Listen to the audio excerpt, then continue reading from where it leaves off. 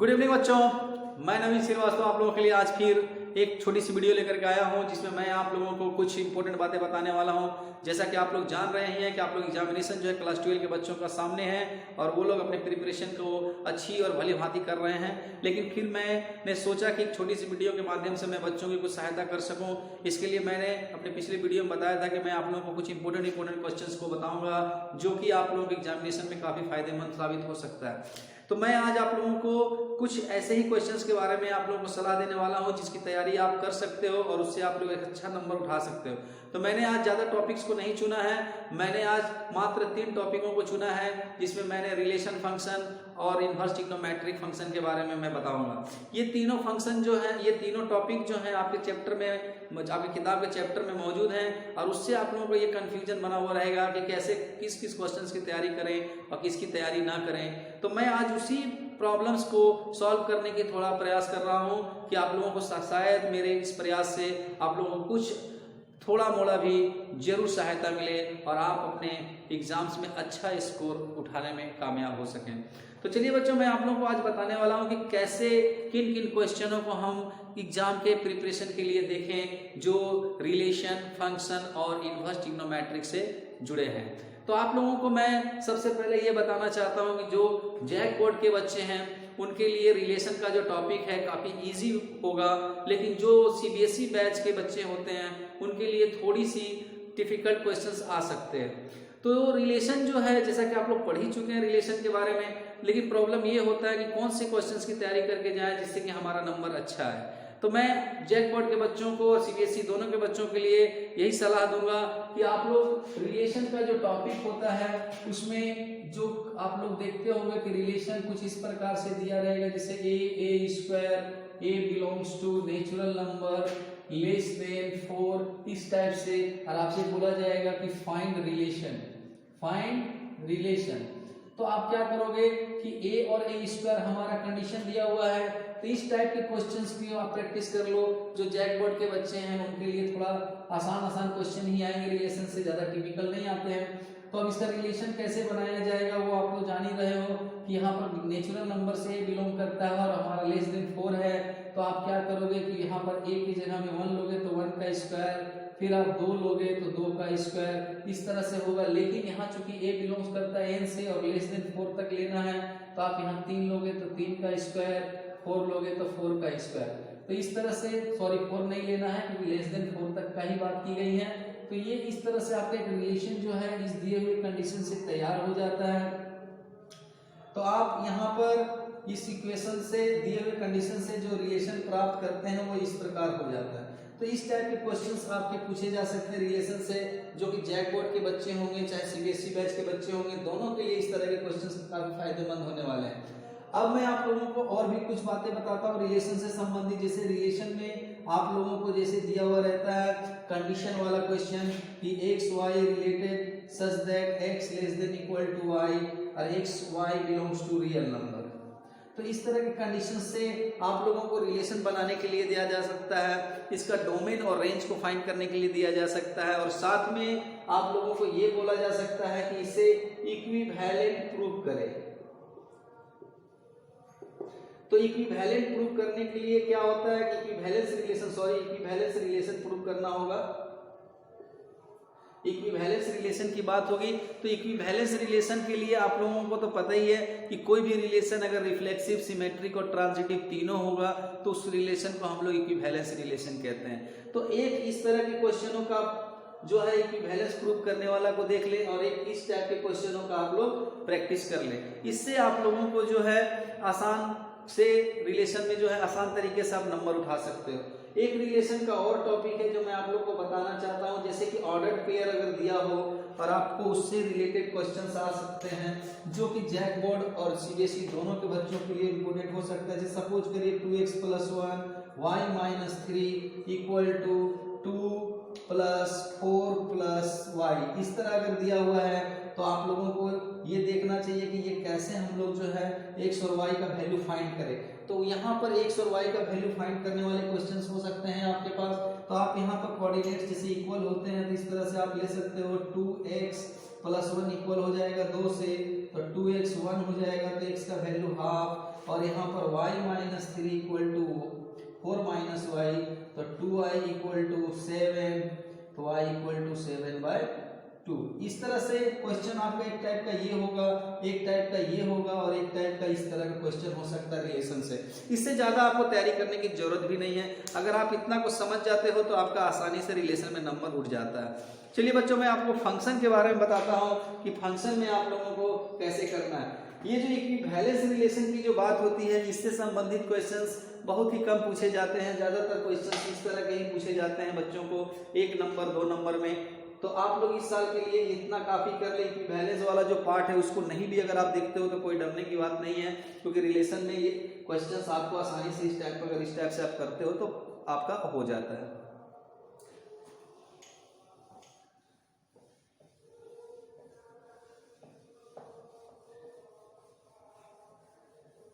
अब मैं बात करता हूं फंक्शन के बारे में। जैसा कि इस बार फंक्शन का जो क्वेश्चन है, कुछ डिलीटेड पोर्शंस भी हैं, लेकिन उसके बावजूद भी फंक्शंस के बारे में आप लोगों को पढ़ना है, उससे भी संबंधित क्वेश्चंस आएंगे ही। तो आप लोग फंक्शन के बारे में जो है, अगर कोई भी फंक्शन अगर आपके पास दिया हुआ हो, उस फंक्शन का आप जो भी डेफिनेशन करके दिया हो,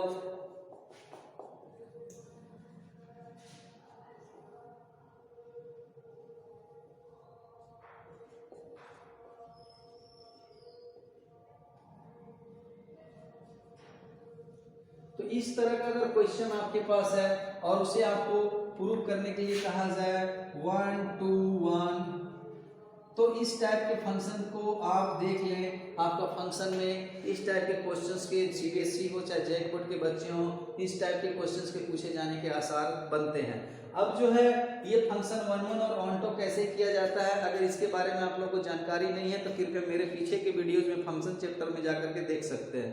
तो इस टाइप के क्वेश्चंस को जो है आप सॉल्व करके जो है अपना समय फंक्शन में बचा सकते हो कि हमें ज़्यादा देखना नहीं है, हमें कम क्वेश्चंस को देख करके प्रिपरेशन को करना है।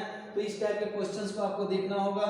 ऐसे क्वेश्चंस आपके बुक में मौजूद होंगे, और अगर आप लोगों को समझना होगा तो मेरे पीछे के वीडियो जो फंक्शन चैप्टर है उसमें मैंने बताया है, उसको देखकर समझ सकते हो कैसे बनाया जाता है।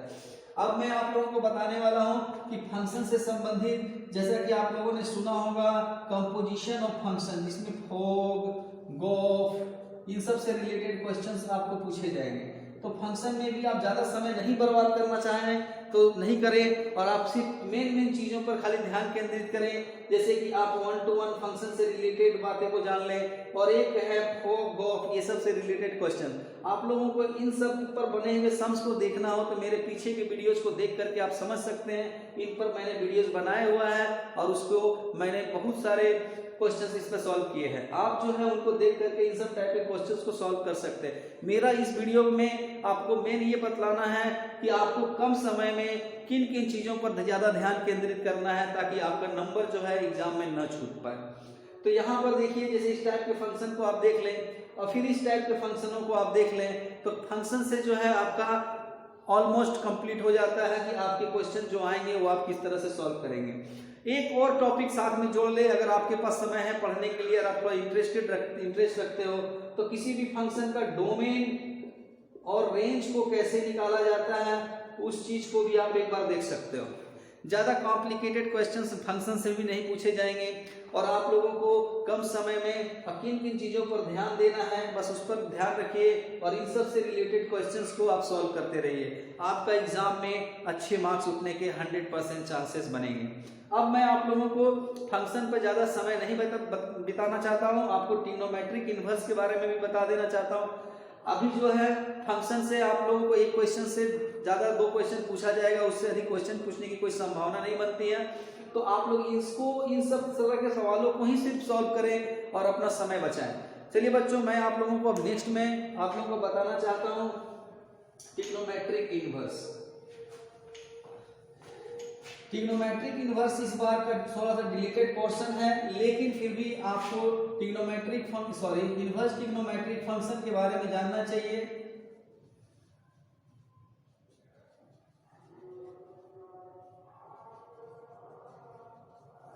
तो इन्वर्स ट्रिग्नोमेट्रिक फंक्शन ऐसे देखा जाए तो काफी कॉम्प्लिकेटेड टॉपिक है, और इसके बारे में आप लोगों को जितना ज्यादा पढ़ेंगे उतना कम पड़ जाता है ये। फिर भी आपको मैं सहूलियत के लिए मैं बतलाना चाहूंगा कि ट्रिग्नोमेट्रिक इन्वर्स से रिलेटेड जो क्वेश्चंस हैं उनमें किस तरह के क्वेश्चंस को आप सॉल्व करके अपने समय को बचा सकते हैं।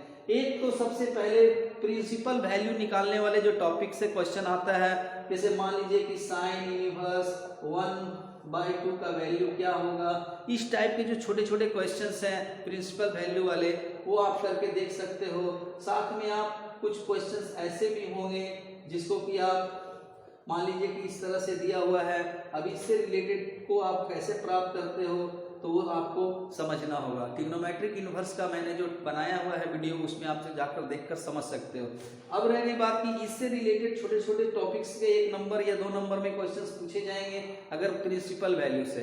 दूसरा है कि आपके पास एक प्रूविंग होगा, जैसे tan इनवर्स, आपके पास √x + 1 - 1/x, ये क्वेश्चन है, इसको कैसे प्रूव किया जाए, इस टाइप के क्वेश्चनों को आप देख सकते हैं। इस तरह के क्वेश्चनों को सॉल्व करने में आप लोगों को अगर अच्छा पकड़ होगा तो आप लोग इस तरह के क्वेश्चनों को सॉल्व करके नंबर उठा सकते हैं और इस तरह के क्वेश्चनों के आने के भी आसार बनते हैं।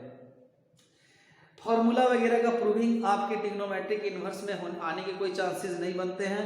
आप लोगों को इस टाइप के क्वेश्चन प्रिंसिपल वैल्यू से रिलेटेड वैल्यू फाइंड करने वाला, और जो आपके पास एक सब्स्टिट्यूशन पुटिंग वैल्यू होता है कि x की जगह में क्या पुट करना है और उसको सॉल्व करना है किस तरह ताकि इसका वैल्यू निकल के आए, इस तरह के क्वेश्चनों को सॉल्व करने की कोशिश करनी चाहिए। क्योंकि ट्रिग्नोमेट्रिक इन्वर्स से भी ज़्यादा क्वेश्चन नहीं पूछे जाते हैं, लेकिन जिन तरह के क्वेश्चन पूछे जाने के चांसेस हैं उसके बारे में मैं आप लोगों को सिर्फ बतला रहा हूँ और आप लोग उस पर ध्यान देंगे। जो इम्पोर्टेंट क्वेश्चंस होंगे बुक में उसके बारे में सारा जिक्र करना मुश्किल हो जाता है, लेकिन मैं आप लोगों को बता रहा हूं कि सिर्फ उन तरह के क्वेश्चनों पर अपना ध्यान केंद्रित करें।